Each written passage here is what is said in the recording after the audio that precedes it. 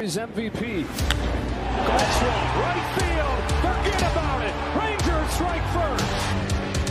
Goes after the first one. Drills a high fly ball. Left center field. This game is tied. From Javier. Seager hits a high fly ball. Deep right field. A bomb in the first. Drive. It's tied.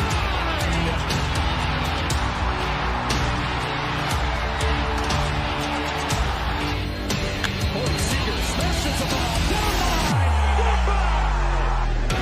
Now Seager to right center field. Way back there. Gone again. Corey Seager does it again. It's Texas Rangers win the World Series. The Willie Mays Most Valuable Player Trophy presented by Chevrolet. Is there any doubt? Corey Seager. Hi, and welcome to another edition of Right on Rangers Live, coming at you in the bottom of the eighth of a 2-1 ball game between the Detroit Tigers and the Texas Rangers. Tigers hold the 2-1 lead, currently batting in the bottom of the eighth with one out. We're going to talk about everything here in this one. This has got to be the fastest game of the year. It started at 3:45. It's an hour and 45 minutes later. We're under 2 hours right now. Fastest game of the year right here. My goodness.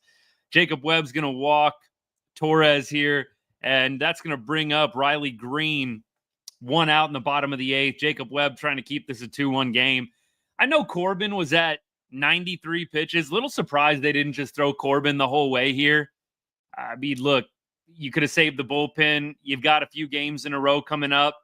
Figured they might be interested in potentially just allowing Corbin to go the distance. I mean, you figure even if he throws 15 pitches in that inning, 108, nothing terrible. Kind of figured that they would probably throw him in the eighth, but they opt to go to Jacob Webb, much to my chagrin. I hope that Jacob Webb gets out of this totally unscathed and I can just be oh so terribly wrong, but much rather would have seen Patrick Corbin closing this eighth inning out, giving the Rangers a chance to at least tie the ball game in the top of the ninth. So we're going to bring you the rest of this game, give you our commentary. We've been doing this. Enjoy the format. Gets me on here a little bit earlier. If you're watching the game at home, keep track, keep up, hang out with us while we're going through, and we'll continue to talk through the rest of the game up to this point as we can. Obviously, putting a little bit of an emphasis on the live commentary. So drop your comments, drop your questions along the way. Took the day off yesterday. Look, there wasn't really much to talk about after yesterday's game. Just more of the same, honestly. And you guys know I never really shy away from an L. I don't think that yesterday was I don't want to get on and talk after a loss. More just, what was there to talk about? The Rangers offense is terrible. We've been talking about that for the past month.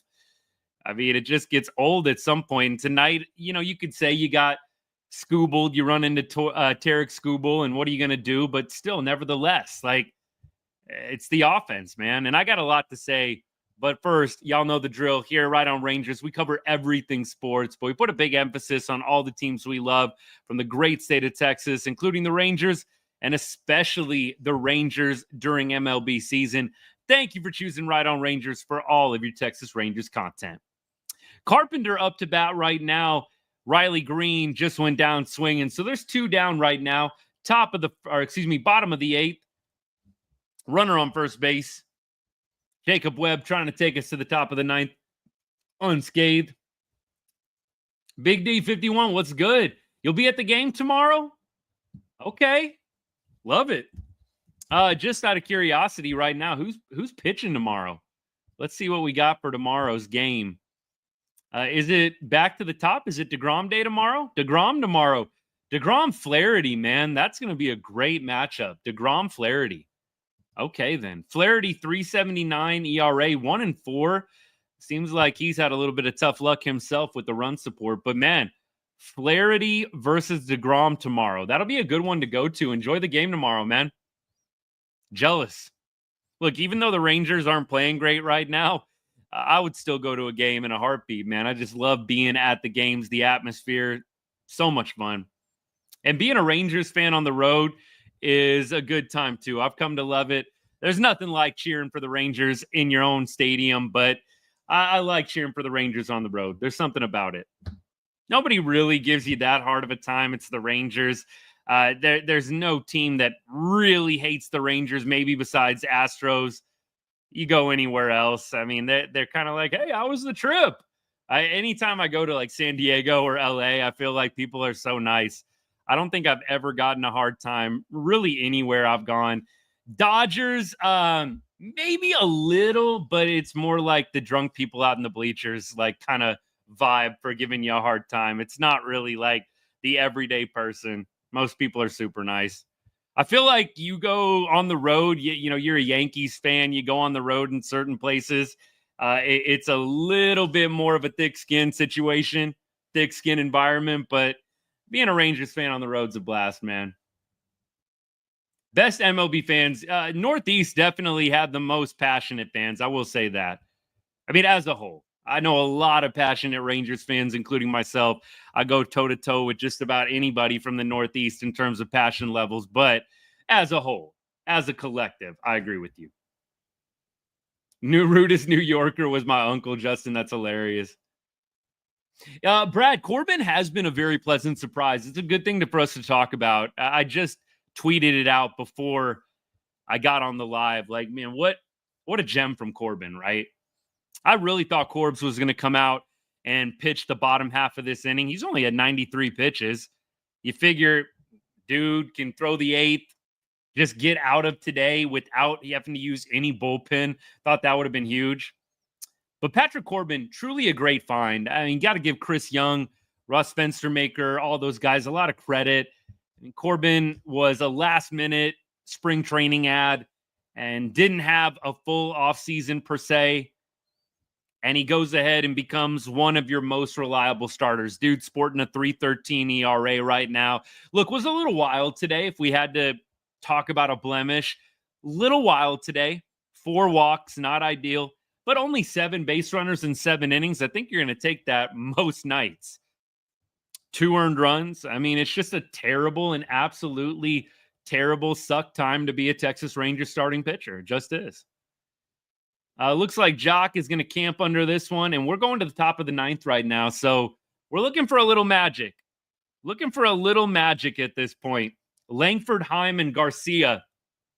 If anybody reaches after Garcia, it'll be Marcus Semien, who's 0 for 3 on the night. Rangers are 1 for 4 with runners in scoring position. Sam Haggerty, the only RBI on the night.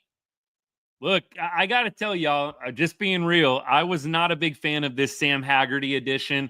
I would have much rather them added Alejandro Osuna to the 40-man and promoted him to AAA. I thought that kind of felt like the obvious move. I know Haggerty's got some major league experience, and look, it worked out tonight. He got a hit off of a really tough lefty, one of the best pitchers in the game in Tarik Skubal. Good for him.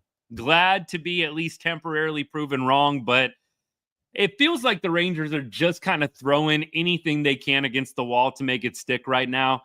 I know Haggerty had a nice OBP in AAA, and I hope it continues moving up to the big league level. 1 for 4 with a strikeout tonight and an RBI, of course.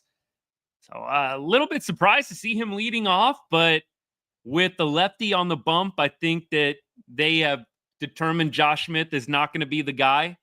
So Josh Smith hitting 7th tonight. He's 1 for 3 as well. I really don't think they need to move Josh Smith out of the leadoff spot ever. Last year, Josh Smith was pretty good against left-handed pitching, and I feel like he's done fine against it this year. Zeke Duran looks like he got an opportunity. 0 for 1, though. I didn't get to watch every single moment of this game, kind of in and out with the radio and at home, eating dinner, getting home from work, all that good stuff. And this game has gone by so daggum fast that you blink and it's like the 9th inning already, man. This is going to be a game maybe under 2 hours, depending on how this 9th inning goes. No rally cap. Look, I, at this point, am going to keep things exactly the same as what I've always done. We've seen a couple of walk-offs here on the show, sans the rally cap. So we'll keep it the exact same. Plus, I don't want to ruin this beautiful new hat that I just got and crease it all up. We're going to keep it nice. Y'all get the rally cap going at home, though. All right, Langford up to bat. These City Connects for Detroit, not a fan. Kind of boring. I know I'm just going to sound like a hater, but I love our City Connects. Y'all know this. These City Connects for Detroit are kind of boring to me. I mean, I get the Motor City thing. You would have thought they could have done something a lot cooler than just lettering Motor City and then Detroit on the cap. If I got any Tigers fans in the chat, do y'all like these City Connects? I know we sometimes get fans from other channels. I'm not trying to be a hater. I just think they could have done something a little bit more exciting than this. It's just lettering and like the blue and the black, man. Langford is going to ground out here. Not a great start to the inning. Weak ground out. Got jammed. So not the start that we were looking for. Not the start we were looking for. Vest in the game right now, by the way. And we're going to see Jonah Heim up to bat. A little interested in this decision to bat Jonah Heim third. I don't get Jonah Heim third against the lefty. I don't know what the splits were, but feels like the splits have always been a little bit more favorable for Jonah from the left side, but maybe I'm just misremembering, man. I feel like we had this conversation with Jonah Heim. Let me keep going. Jonah Heim, by the way, takes strike one. Healthy hack right down the pipe, man. Not great there from Jonah. You got to pitch right down the heart of the plate, and it's a foul off. It kind of reminds me of what we did last year. You get these pitches to hit, and you just can't handle them. I mean, I love some of these guys, and just so badly want to see them do better. It's hard when you're missing fastball right down the middle and fouling it off. I mean, I know that we're just fans sitting in chairs at home. This is not an easy game to play, but Rangers have got to do a better job actually doing something with the pitches they get right down the middle. You see way too many. There's another one. Literally a right down the middle. Jonah Heim fouls it off. It's just not great. I hope he gets a home run here and ties the game, and I have to eat some crow. But missing two pitches, two fastballs right down the pipe. I mean, it's like that's kind of a little bit of an indictment of what's going on here. And now Jonah's going to swing at some crap down low. Luckily, fouls it off. 0-2 count right now. We've got to be better at hitting the mistake pitches, man. We get that hook, that hanging hook over the middle. We get that fastball right down the pipe. You got to do something with it. Jonah's going to swing at crap here again and strike out. Like, this is what I mean. You can't miss two fastballs right down the pipe and then swing at crap in the dirt. It's just not a good recipe for success, man. Vengeance, I'm with you. I mean, this team is a tough watch sometimes. And when you've got your number 3 hitter, I mean, I know Jonah Heim's not your prototypical 3, but when you got your 3 hitter not able to hit a fastball right down the pipe, it's like you're not going to win a lot of ball games that way. Corey Seager being gone hurts, and Seager had actually hit Tarik Skubal really, really well. Really well. I think he was 6 for 9. I think Corey Seager was 6 for 9 against Tarik Skubal coming into this ball game. It would have been nice. Would have been nice to have him in the lineup today. Hey, Tigers fans, enjoy the win, man. Looks like Dolly's going to pop out to end this one. Looked like it had a shot off the bat, but center fielder Javi Baez quickly camps underneath it. And that's ball game. Prospect Times, what's good, man? Thanks for tuning in. Appreciate you. Love the content, by the way. Y'all go follow Prospect Times. Love Prospect Times. Good stuff. He did get a hold of that one. I'd love to see the exit velocity, do a little baseball savant on that one. It looked like it kind of died. It looked great off the bat. I didn't get too excited because I saw Javi Baez quickly start camping. You kind of know when a ball gets torched. He's running, he's sprinting. He was kind of doing a little light jog, so I didn't get too excited. It did look nice off the bat. I will say that. Looked real nice off the bat. Yeah, so Rangers fall 2-1. Rangers fall 2-1. We got a couple of angles. So y'all chill out for just a second, gather around the campfire, and listen in. And then I'll make sure I get to all y'all's comments and questions. So I went in on this pretty hard when it happened, and a lot of people pushed back on me, but I was not an advocate. I was not a fan of the Donnie Ecker firing. First of all, Donnie Ecker did not get a fair shake those last 2 weeks before his firing in a lineup that had no Corey Seager. I mean, we were judging Donnie Ecker in that moment based on 2 weeks without Corey Seager. Like, no hitting coach is going to look good without Corey Seager in the lineup. I mean, look, we did it in 2023 when Seager was out, I think in April or May in the World Series year. We managed to keep the boat afloat, and it happens. But more times than not, when your best hitter is out of the lineup, you're not going to be as good offensively. And this lineup is pretty terrible without Corey Seager in it. And you've seen that happen night after night when Seager has had to miss a game for injury.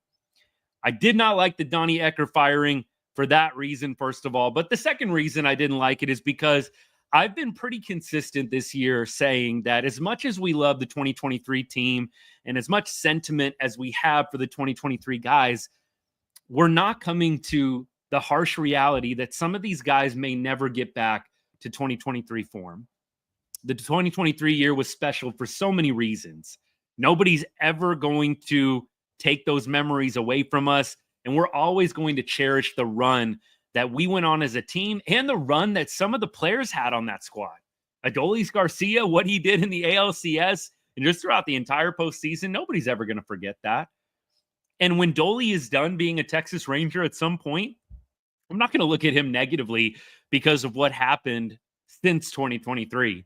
I'm going to look at 2023 and remember how he mashed, absolutely raked against the Houston Astros forever. Nobody's going to take those memories away. But I think as we look forward to the future and even in the now, the short term, it's really, really tough to move on from some of these players that carried us to the 2023 World Series.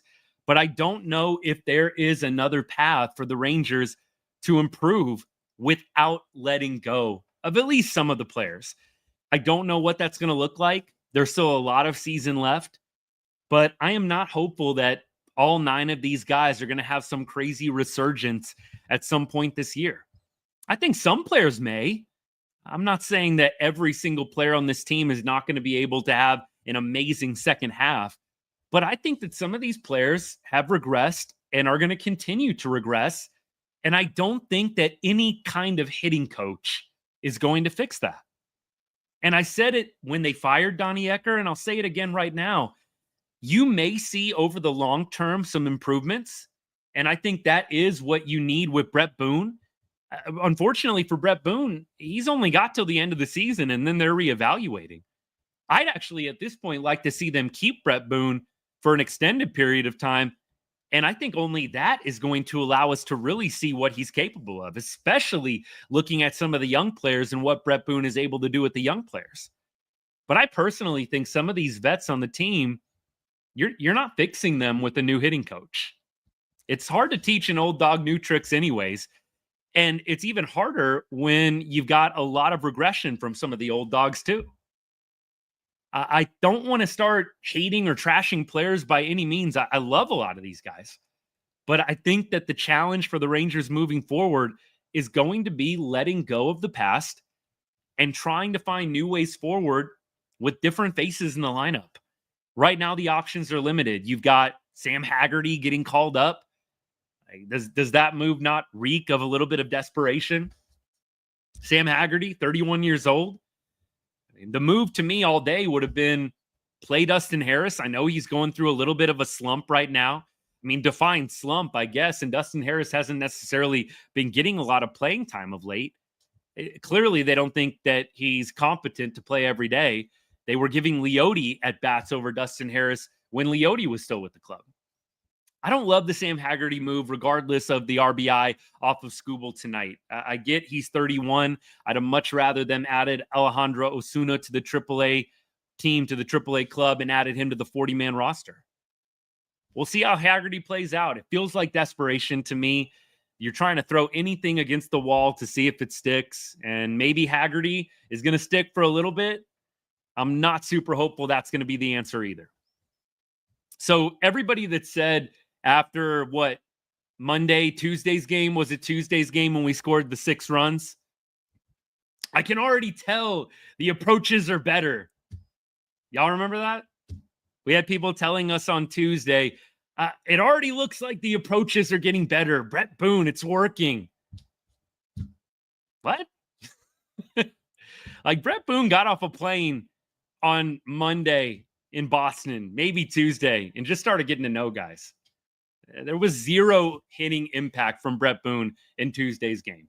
In fact, they scored less runs than they did the game before, if you want to get really, really technical. Just pump the brakes on Brett Boone. This offense is a lot bigger. This problem that we have offensively, it's a lot bigger than a hitting coach. And I don't want to go on and on about that, but I will say, I think that as the season goes on, that is going to reveal itself even more. And I think it's going to take changes for the Rangers offensively in the lineup, guys, positions, for there to be a true difference made. I don't think that Brett Boone is going to have the intended impact that a lot of Rangers fans were hoping he immediately would. And that's the opening lead, y'all. You might disagree with me, and if you do, that's okay. I'll be more than happy to hear you out. But wasn't a fan of the Donnie Ecker firing. I like Brett Boone. I don't mind that hire. I just didn't like the Donnie Ecker firing. Didn't think it was needed. Getting rid of the players who are sucking is probably more needed than getting rid of a coach if you actually wanted to get rid of anybody. But you're not going to get rid of the players. It's easier to replace coaches than it is to replace players. We all know this. We all know this. I am cheering 1,000,000% for the Rangers this year. But on the show, we inject some truth serum where it's needed. And we try to be glass half full and positive as much as we possibly can be. But there's some realities that this club is facing right now that I don't think we can stick our head in the sand about. Doesn't matter how many times you change the hitting coach. When the same hitters have the same problems, regardless of the coach, it was never the coaching. Some of these players are regressing, not having good at-bats, not having good approaches. The coach can't stand in the batter's box for them. The coach cannot prevent Jonah Heim from not swinging at crap down low and missing and fouling off fastballs right down the middle. The coach can't do that for Jonah Heim or any other Rangers player. I hope that more Rangers fans can get on board with this, but I fear that the sentiment from 2023 prevents a lot of fans from actually seeing clearly. And I've been a victim of it too. I don't want to believe that Marcus Semien might not get back to those years that he had in Toronto where he was hitting 40 homers. But it just doesn't look like that's going to happen. I don't want to think that Adolis Garcia is never going to get back to Houston Astros 2023 ALCS form. But there's a really good chance that he won't. And it's hard for Rangers fans to come to terms with that. And so it's much easier to blame the coach, especially considering all that a lot of these players did for us in 2023. Love y'all. You don't have to agree. I know some of y'all do. I know I'm sure some of y'all don't. You don't have to agree. I love you anyways. But let's start talking about it. I got to get your guys' feedback here. I've been talking enough. We keep going. Right behind Rangers, Doug. Love it, man. Love it. Dugout. Yep, that's awesome, man. Enjoy the game tomorrow. Enjoy the game tomorrow. Jealous. Keep going. Umpire wasn't great tonight, Brad. I totally agree with you. Alan, I'm not saying season is done. Definitely not saying season is done. But it's not looking great. It is amazing, though, what Corey Seager in the lineup does. It just feels much better when he's there. Apparently, he's supposed to be back tomorrow. The hamstring is not 100% right now. He absolutely raked against Tarik Skubal in the past. So I was actually looking at that pregame, and when I didn't see him in the lineup, it's disappointing for a number of reasons, but it's most disappointing because Corey Seager has crushed Tarik Skubal in his career. Crushed. I think he was like 6 for 9. I think that's what the stats were. Corey Seager versus Tarik Skubal. Keep going. Big Game James, what's good, man? Thanks for tuning in. Ricky, I agree that the Detroit City Connection, they do just have a corny vibe for me. Like, you don't have any kind of like animation, no graphic, it's just lettering. Like, I like with the Rangers, you created the Peagle, you created the TX logo. Like, I love that they created some logos and even a mascot to go along with the City Connects. I think that was clutch. Like, a lot of these teams, all they have is like lettering. I'm just not here for it. It does come off as corny to me. I'm not trying to be a hater. If any of y'all are Detroit Tigers fans, I mean, I hope you agree with me. There's better City Connects than what I'm seeing there. Keep going. Yeah, Billy, I totally agree. Billy, thank you. Billy says it's the hitters, not the coaching. It never was the coaching. Donnie Ecker was 2021 Coach of the Year for Baseball America for what he did for the San Francisco Giants, who were top 7, top 6 in multiple categories in 2021 as an offense.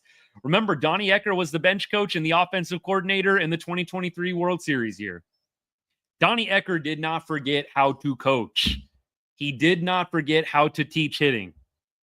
Some of these Rangers players just got worse and are not performing right now. That's always been the issue, y'all. I don't care. Y'all can tell me the approaches and, Donnie Ecker not getting through, the voice wasn't being heard, blah, blah, blah. Could we maybe possibly start throwing out the notion that these players just aren't performing like they need to be? I know, novel concept. Keep going. Yeah, this is a deep ballpark. That's for sure, Noah. It definitely is. Comerica is a deep park, but look, that Dolly home run, I don't know what Baseball Savant would say about it. I'll check it out right now. Let me see what Baseball Savant has to say about that Adolis Garcia hit and if it was actually going to go out in other ballparks.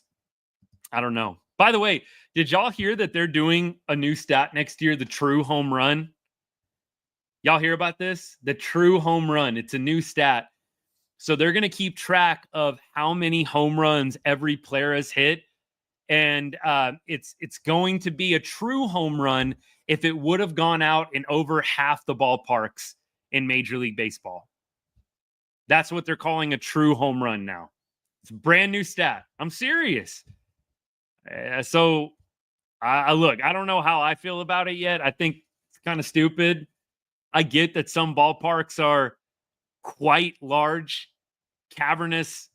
I think about the Orioles Stadium, Camden Yards. Like, that park is huge, especially in left field.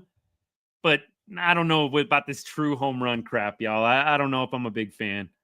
Anyways, that Dolly flyout, 106 off the bat, 790 XBA.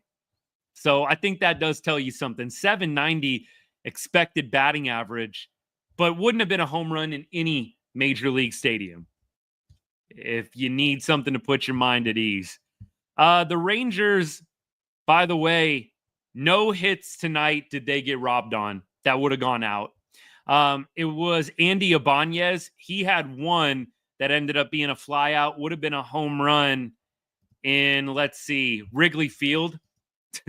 Wrigley Field, I feel like anytime it says like 1 out of 30, 2 out of 30 in the home runs, like at different parks stat, it's always Wrigley Field that it would have gone out in. We keep going, man.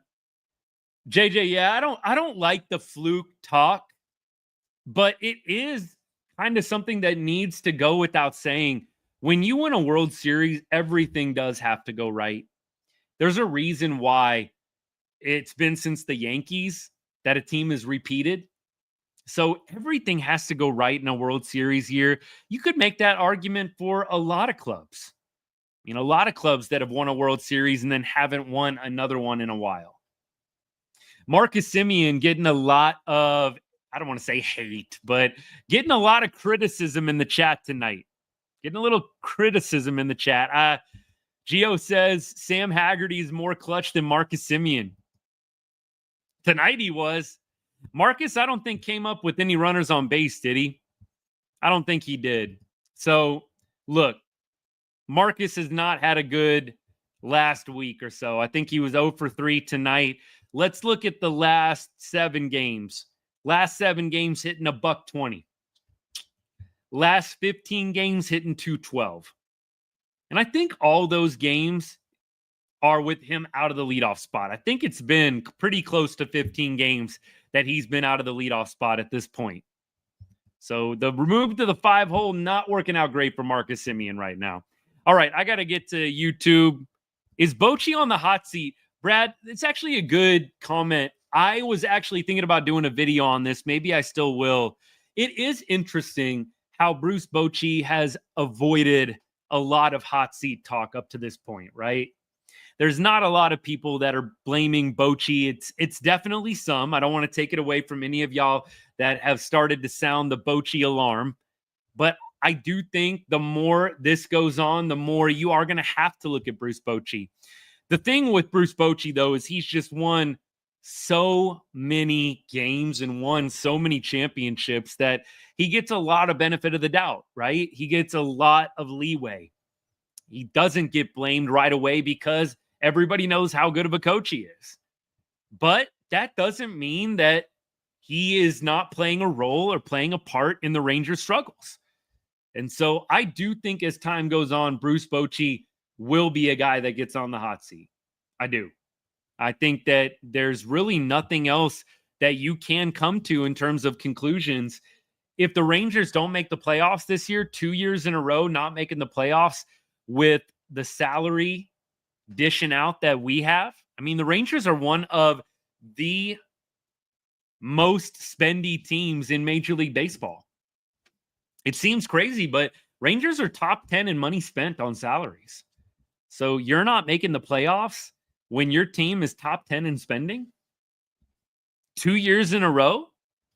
You'd almost think both CY and Bochy would be on the hot seat as a result of that. I'm with you on this one, man. Thank you for the comment. The comment is, I'm hoping CY makes the necessary player bold moves. Look, it might not even be able to come to that if the Rangers can't keep their heads above water right now. Like, if you can't stay close to 500 within a few weeks of the trade deadline, you're not buying. You're not going to spend farm capital on a bat if you're 10 games below 500 at the trade deadline and you're close to double-digit games out of a playoff spot. I mean, I don't even know if the Rangers are going to be able to go out and get a bat at the deadline if this keeps up. Keep going. John, I'm with you on the ump. Wasn't my favorite. Was not my favorite. 6th inning, we could have potentially taken the lead on that blown call at second. Absolutely.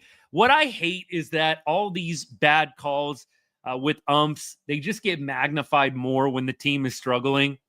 You know, the rebuttal would definitely be, you know, you got to score more runs, man. You got to put yourself in position to score more. And John, that's not a clap back at you by any means, my friend, but I agree with you. I find myself locking in on the umpires a lot more just because I know every call matters with how bad this offense is.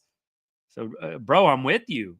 I just wish that this offense wouldn't leave it up to bad calls here and there being the difference in the ball game. But John, I 100% agree. Who knows what would have happened had they got that call right at second? Who knows? It could have changed things. But I know that the rebuttal, rightfully so, is going to be offense should not be letting it come down to that. Only scoring 1 run and only getting 3 hits in the dang game. It's crazy. Detroit only had 3 as well. A testament to Patrick Corbin, and throw Jacob Webb in there too. We get no hit tonight without Josh Smith. Yeah, look, Haggerty, Josh Smith, and then Evan Carter. Good for Evan Carter. Look, I know maybe today was a rest day for Carter and it just conveniently comes against a lefty, but I'm just not a fan of Evan Carter getting benched against lefties. I'm going to say that every dang game they bench him against a lefty. He's your top prospect. Start treating him like one. Stop benching Evan Carter against lefties. Like, I get it. Maybe they're going to say it was just a routine maintenance day. They're still trying to manage the back, blah, blah, blah. but stop benching Evan Carter against lefties. Treat him like he's actually a top prospect. You don't platoon top prospects. Doesn't even make any sense. Doesn't make any sense. One man's voice. What's good? Simeon, I think he might get a rest day soon. They said they were going to start giving him a lot more days off. Feels like he's only been benched, or when I say benched, y'all know what I mean. Feels like they've only sat him like 1 or 2 games. I feel like a Simeon off day is incoming, though, for sure. Rangers have 7 straight 1-run loss games. So are they 6-7 now? Because didn't they start 6-0? And now they're 6-7? Isn't that crazy? Jeez. Oh, man. Y'all always trying to get me with these dumb comments, trying to make me say them out loud. Come on now. Y'all think I'm just reading off every single comment without thinking? Y'all got to know better right now. Come on. Come on. You got to do better than that. You got to do better than that. Fire sale time soon. Ultra modern, really? Fire sale already? I know that we're all getting in our feelings a little bit after a loss. I am very guilty of that myself at times. But fire sale already? No, not yet. Not on a night. We can't say that on a night when Corey Seager's not in the lineup. Corey Seager not in the lineup. It's so huge. It's why the Rangers need to go get a bat at the deadline if they can keep their head above water. You cannot count on Corey Seager being the only guy. I mean, anytime he goes out, you know that it's not going to be a good night up at the plate. We can't keep being this Corey Seager dependent. That's why you got to go out and get somebody else. Have to. We keep going. Don't know why Boch didn't challenge the call, John, honestly. I was kind of thinking about that as well.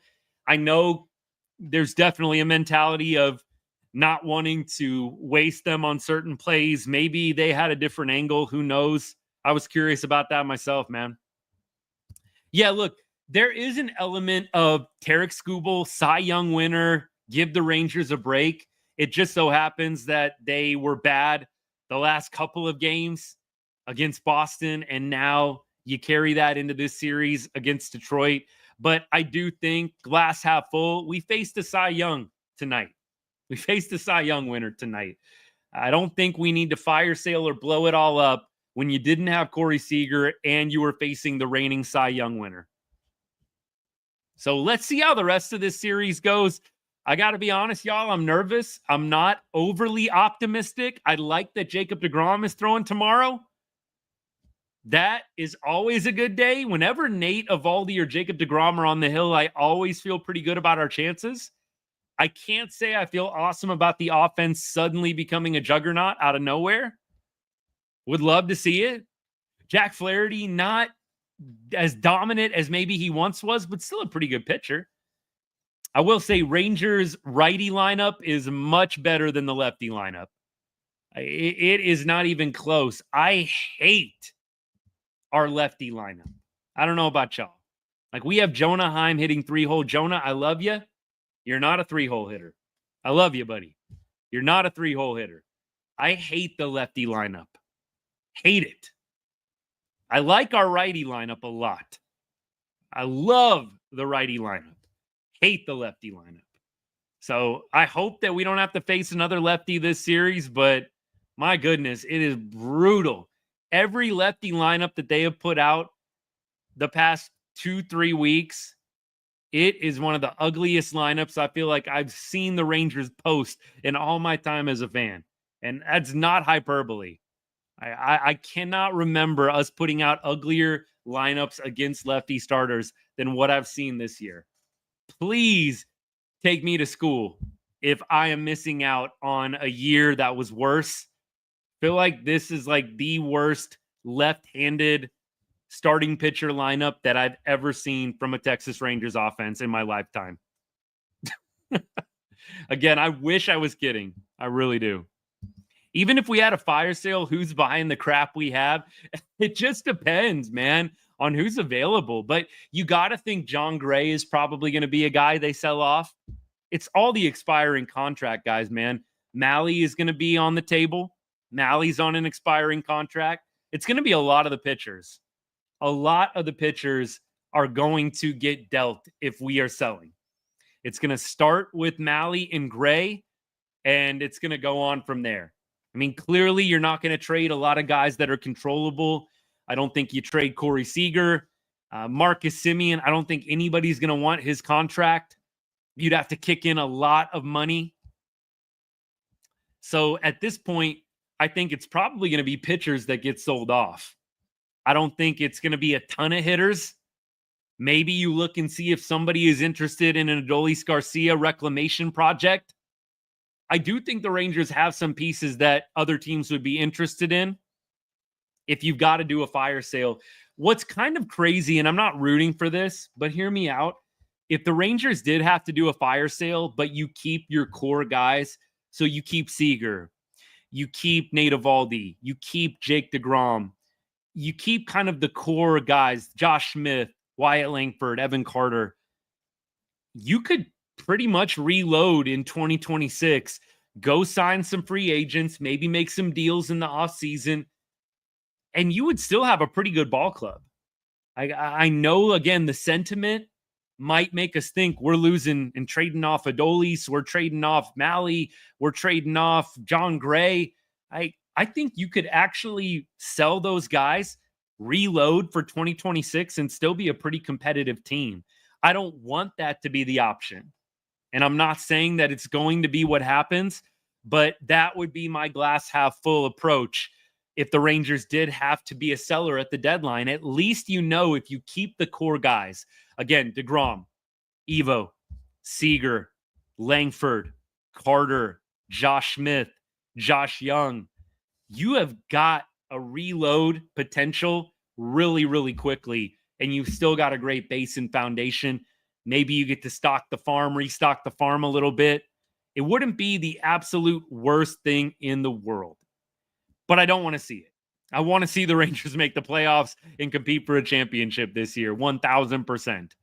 But that would be my glass half full on a potential sale. I don't think if the Rangers have to sell off some players this year that it's going to be that difficult to reload it for 2026. Wyatt didn't look great today. He has not looked good. Somebody brought it up the other night on the show. Wyatt hasn't looked good since he got the day off. What was it, a week and a half ago? Hasn't looked good since, man. John, we already talked about Corbin a little bit. What a great find by Chris Young. And Fenstermaker, Figueroa, all those guys. Great find. Corbin has been amazing. That's another guy you trade if you have to sell at the deadline. He might be a guy you trade anyways. Maybe there's a team out there that's looking for a Corbin type to end out the rotation, and you can either get a minor leaguer or you can get somebody that can help you offensively. Trade him to an NL team so you only got to run into him in the World Series. Corbin would absolutely be a guy you deal 1,000,000% if it comes down to a sale at the deadline. Keep going. Adolis and Semien need to hit 8-9 in the lineup. I don't know if they're going to drop down that low, but I will say Marcus Semien is really bringing down the vibes from that 5 spot. I think Boch definitely needs to move Simi down to 7, 8, 9. It hurts, I'm sure, for him. And I think at this point, you got to get over people's feelings. I don't think Marcus needs to be hitting in the heart of the order right now. And again, this is always what we're going to be fighting. Marcus was our leadoff guy when we won the World Series. And it's hard to let go of that. But I don't think Marcus Semien is a 1-spot hitter. I don't think he's a 5-hole hitter. Marcus is probably a 7, 8, 9 hitter right now. And Bochy's got to make a tough decision on that. Josh Young needs to be moved up in the lineup. He was 0 for 3 tonight, 257 average. I can't say I'm super high on Josh Young right now. I like the future. I like the wide lens view for Josh Young, but right now I don't feel awesome about him, Gio. I think Josh Young is just playing okay right now. I do think that he can be really, really good, and I think he's going to have a nice career. I really do. But I'm not loving what I'm seeing from Josh Young at the moment. 709 OPS. It's just very mid at this point. But that describes a lot of the Rangers lineup right now. Ethan, Adolis, a career 238 hitter. He is all or nothing. I think he is revealing himself to be exactly that. You're either going to get home run, big blast, or you're going to get strikeout at something 5 feet off the plate. Adolis, I do think there's a team out there, kind of like with the Mariners and Leote. I think there's a team out there that would be willing to take a shot at Adolis Garcia and see if they could turn him around. I really do. All right, TikTok, I got to get back to y'all. Donnie Ecker was a panic move, JJ. I'm with you. You got the Rantanen jersey? That's sick, bud. Love it. Love it. At least the Stars are doing well right now. At least we're not the Rockies. Clayton, what's good, man, if you're still hanging out? Shoot, the Rockies might have a better offense than us, though, bro. They might have a better offense than us right now. Tyler, this quote's actually pretty gold. Tarik gave up a run to the 2025 Rangers. What a terrible outing. Kind of, man. There's some worse pitchers than Tarik Skubal that shut out this Rangers lineup. Skubal slacking a little bit. Matthew, I'm with you. It's a business at the end of the day. Connor, it's a good point. Bochy, very loyal to the veterans. If you can't operate quickly and change quickly and shift quickly with some of these vets, it might be the downfall. Are we really the Nationals right now, win a championship and fall off? I surely hope not, man. The Nats, though, they lost like Rendon, who then became a shell of himself out in LA. They lost Scherzer. The Nationals, like, they actually have an excuse. Right? They lost a lot of key players after that World Series. They lost Soto. Well, they traded Soto. They also lost Scherzer, who was kind of peak Scherzer at that point. Strasburg, he got hurt. Like, they actually had some legitimate reasons for falling off. I feel like the Rangers don't have a ton of excuses at this point. It's a lot of the same guys just not playing well. Like, really, seriously. Oh, Connor, he ran out of time. Thank you. I was kind of, like I said, a little in and out on that challenge call. So Sarah, Connor, appreciate all y'all. John, does that help you? Ran out of time on that challenge call. I just saw the replay, but I had the game muted and I watched like the stats, and I do a little baseball savant during the game too. I don't always have the broadcast going, so I missed that part. Garcia needs a day off or two. Yup. I do think JJ Skip is going to be the next manager. Justin, I don't know if the game is past Bochy, but Bochy is going to be on the hot seat in a hot second, man. He is. JJ, I am frustrated, man. I'm just frustrated with the offense, and I really do wish that there was a better, easier solution to all this. The reality is you can't really improve the team that much right now. It is what it is. You're not going to get a lot of teams willing to trade you anybody this early, and you're not going to be able to add anybody who's a free agent right now that's really going to help either. The only free agents you could really add at this point are like Anthony Rizzo and who else? JD Martinez. Like, those are the only guys that are available right now. I don't think anybody's really excited about them. We keep going.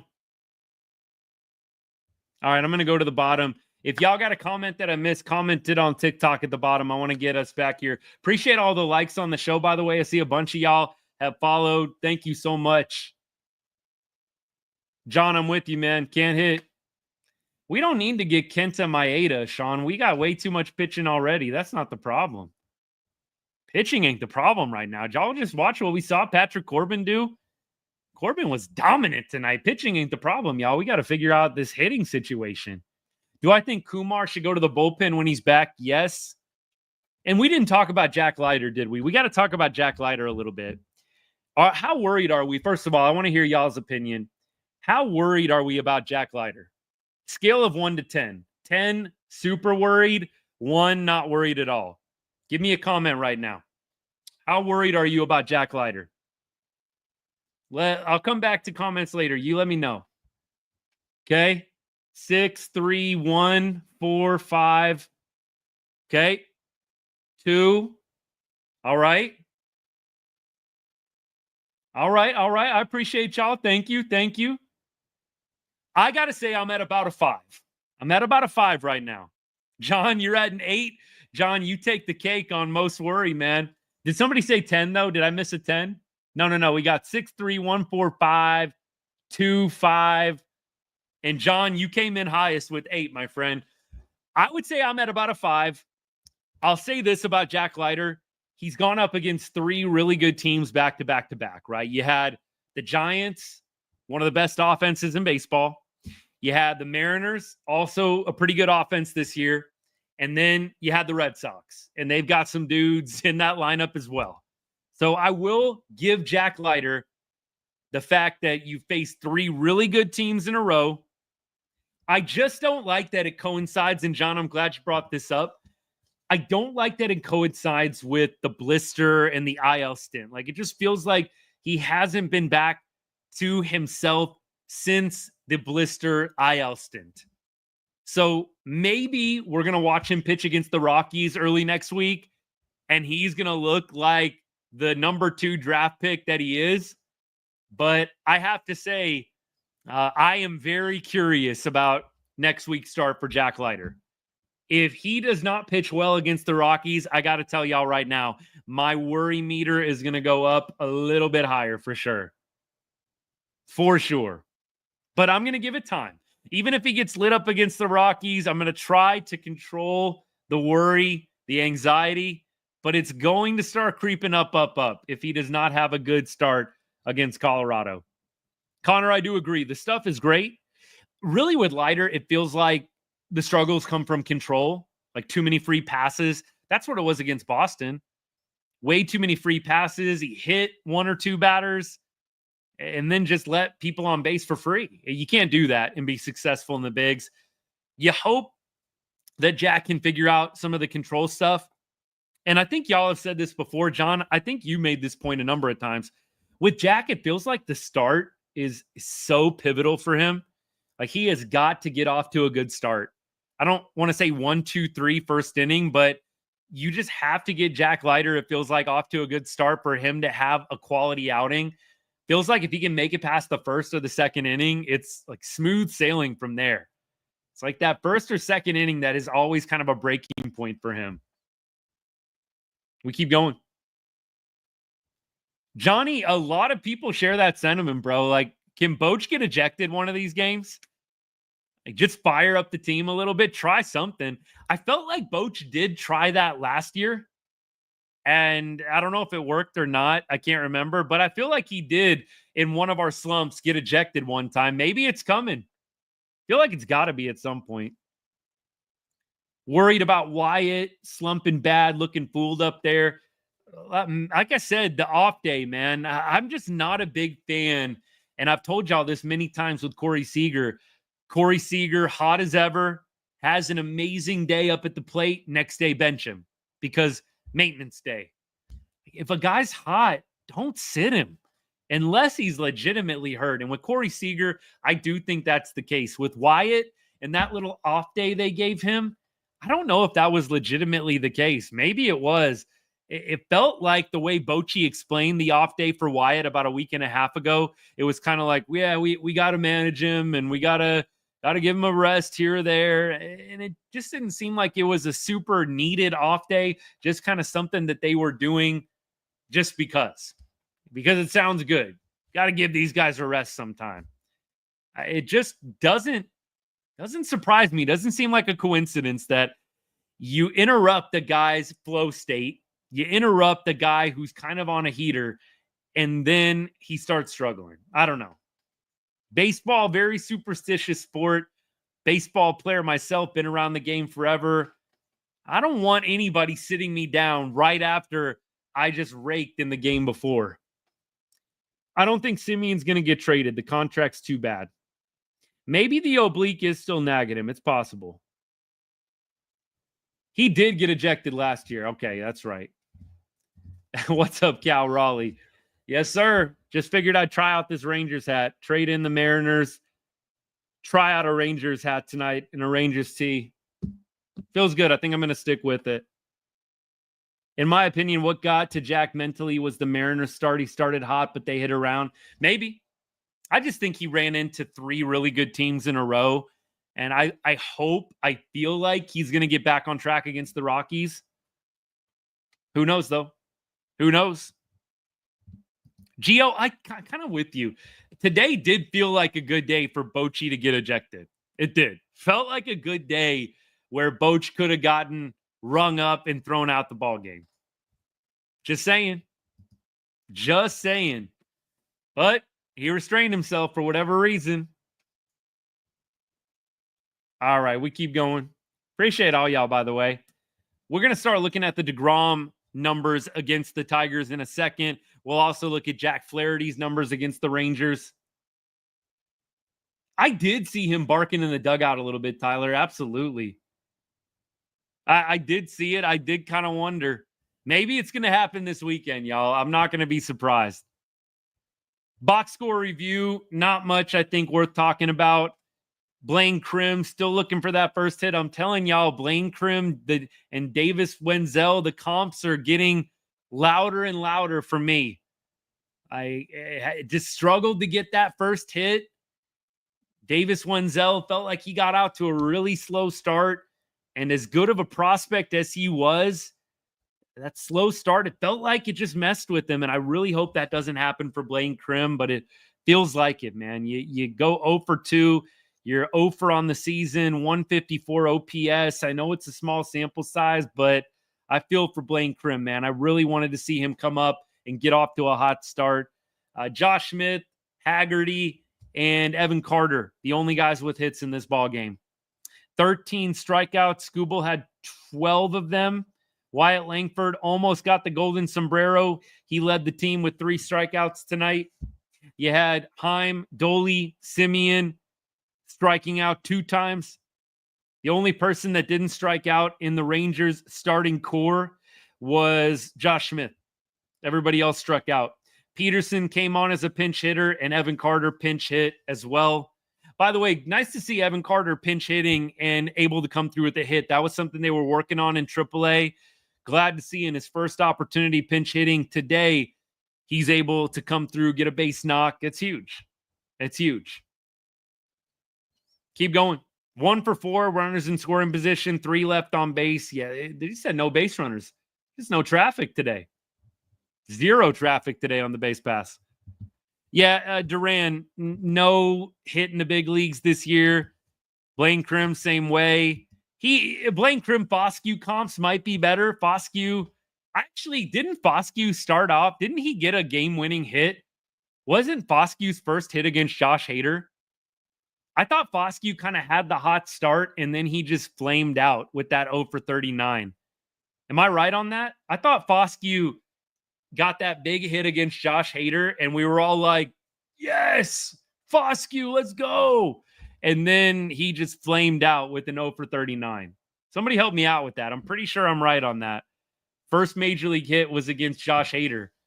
But look, Wenzel, and then also you've got Crim. Feels very similar. Just slow starts and just struggles from there, man. Yeah, Duran, no hit in the bigs this year. Look, he was killing it in AAA.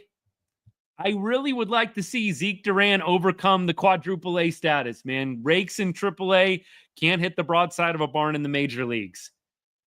I feel like the Rangers just have a ton of these quadruple A players that can kill it in triple, but when they get to the bigs, they are a very below average player, man. JD Martinez, I don't know what JD wants. I'm actually really surprised that JD Martinez doesn't have a home right now. Let me look at what JD did last year. But I thought he didn't have like a terrible year last year. Last year, he had, let's see, for the Mets, a 725 OPS. So look, very mid to slightly below average. 750 to 800 is kind of what I would call average. Anything over 800, good. Anything over 900, really good. Anything over 1,000, elite. even maybe over 950, I would consider elite. So look, JD Martinez, not the best year last year, 16 homers, 70 RBI roughly. So not an amazing year for JD Martinez, but look, some of these numbers look better than what we got right now. Manny, I'm with you. Bring back the red jerseys. Try anything you can at this point. Seriously, try anything you can. Keep going. JD Martinez, I think it would be nice when we face a lefty. JD's an obvious guy that you can have in there. I wonder what the lefty splits are on JD. That would be interesting. What are the lefty splits on JD Martinez? See if we can pull that up for y'all real quick. Splits in 2024. Let's do that. 2024 splits right now. Sorry if I'm glitching out a little bit on y'all. Splits against lefties. He was 263 against lefties. 836 OPS. There you go. There you go. 836 OPS for JD Martinez against lefties. Man, I'll take that. You take that any day. Yeah, I will say, JD Martinez, he would be better than what we got right now. That's for sure. He would be better than what we got right now. Seager, the hamstring was bugging him a little bit. Think he's going to be back tomorrow, though. That's what the word on the street is. Back tomorrow. The early 2000s vest jerseys back. There you go. Those were a vibe for sure. The red jerseys, though. Bring the red jerseys back at least, man. Come on. Let's do game tomorrow. Let's preview it. Preview that game for tomorrow. By the way, around the league, Houston leading Cincinnati right now 2-0. Come on, Cincinnati. What are you doing? Toronto visiting Seattle. Seattle and Toronto warming up right now. Game has not started. Angels and Orioles. That game is in a warm-up right now as well. And the A's host the Yankees at looks like in about 30 minutes or so. So we got every other game in the West. Hasn't been played quite yet. We'll see what happens. It'd be nice to get some L's around the AL West to make up for the Rangers doing what they did tonight. All right, let's check it out. Tomorrow's game, Jacob deGrom on the bump. Jack Flaherty opposing him for the Tigers. Against deGrom, only 3 hitters on Detroit's team have gotten at-bats against Jacob deGrom. Javi Baez, who is 3 for 15 in his career, 450 OPS. I like those numbers. McKinstry, who's 0 for 3.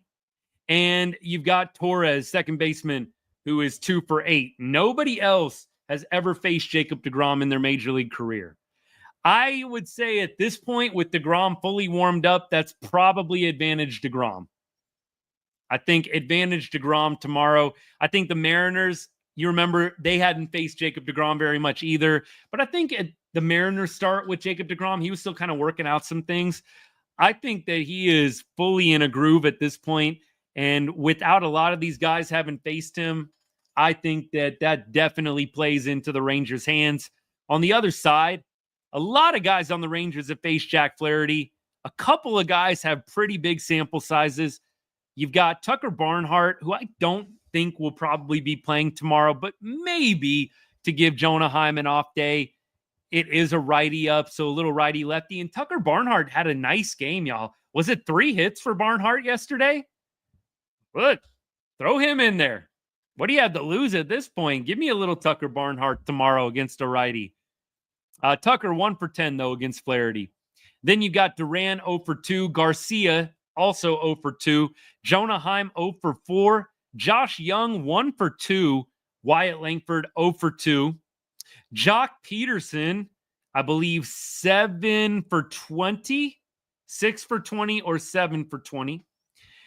Corey Seager 0 for 10 against Flaherty. Not necessarily the best game for him to come back to. Hopefully he can be overcoming those stats. 0 for 10, man. Woof. Marcus Semien, 2 for 8 with a home run. Josh Smith, 0 for 5. So look, Jack Flaherty has low-key dominated this Rangers lineup. So we'll see. Hopefully the Rangers are just due against Jack Flaherty. That's what we're going with, at least, to make ourselves feel a little bit better. Tomorrow is a night game again, 3:10 start out here in Vegas. And it'll be a 5:10 start if you're in Texas or in the Central Time Zone. No day game. Thought maybe we'd get an early game tomorrow, but that must be getting saved for Sunday. So that's the matchup. Always feel good when DeGrom is on the bump. That's for sure. It's just the offense, man. Can we scrape across 3 or 4 runs? Seriously. On Sunday, let's see what we got going on Sunday. Is it Evo on Sunday? Nate Eovaldi on Sunday. So look, you should win this series. This series should be winnable with DeGrom and Evo starting Saturday or Sunday. I mean, I know you got Olsen going. Olsen's been pretty good on Sunday. And then again, Flaherty is, I mean, he's just a solid vet. It's not like the Tigers are throwing scrubs, but I like my chances with DeGrom and Evo. If you're a Rangers fan, that's got to be the mentality. Our 2 best pitchers are throwing back-to-back days. Got to get back-to-back wins. Monday, Rangers go back home. Nobody announced yet for Monday, assuming it'll probably be Tyler Mahle, followed by Jack Leiter Monday, Tuesday against Colorado. All right, y'all. Will Higgy play tomorrow? I don't know if Higgy is going to be back tomorrow or not. Is that the good word that they're activating him?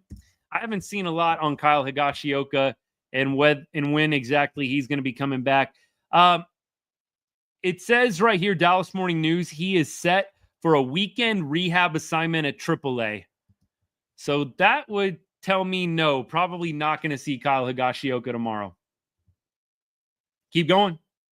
Yeah, I think that we can go ahead and start wrapping things up. Let's see. What else can we talk about before we close things out?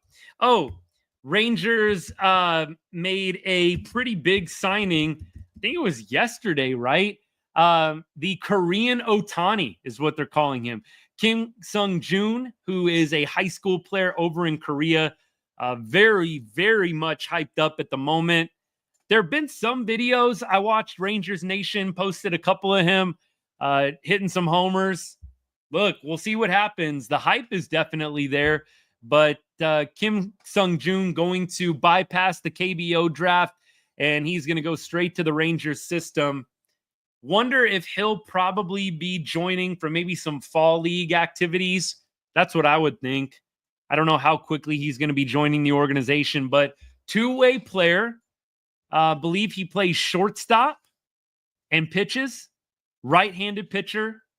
We gave him a $1.2 million signing bonus. We'll see what happens there. It's exciting, though.